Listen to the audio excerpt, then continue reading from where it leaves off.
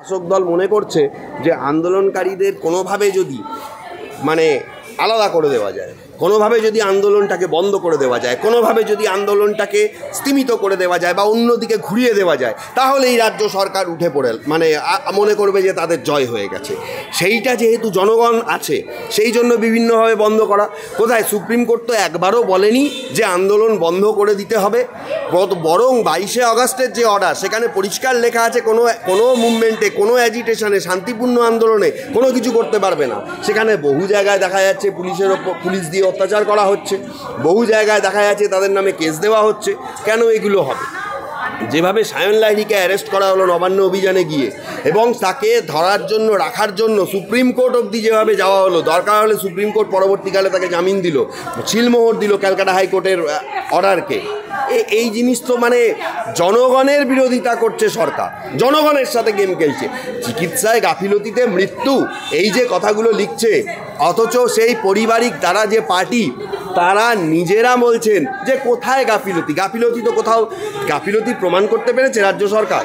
মিথ্যে সাবমিশন করা হচ্ছে রাজ্য সরকারের তরফে সুপ্রিম কোর্টে অন্যদিকে ঘটনাটাকে নিয়ে যাওয়ার জন্য। আমি ব্যক্তিগতভাবে মনে করি ডাক্তারদের কিছু যদি লয়ারকে পরিবর্তন করা যায়, তাদের সাবমিশনগুলো যদি তুলে ধরা যায়, গতি প্রকৃতি সম্পর্কে সুপ্রিম কোর্ট আরও সুন্দরভাবে অবহিত হবেন এবং মানুষের শান্তিপূর্ণ আন্দোলনকে সরকার যদি মান্যতা না দেয় তাহলে কিন্তু তার পরিণতি ভয়ঙ্কর হতে পারে। আমি মনে করি যে সরকারের উচিত সব শর্ত মেনে নিয়ে একটা মীমাংসায় আসা, না হলে কিন্তু এই অরাজকতা চলতে থাকবে। সাধারণ মানুষ তাহলে নিরাপত্তা কোথায় পাচ্ছেন?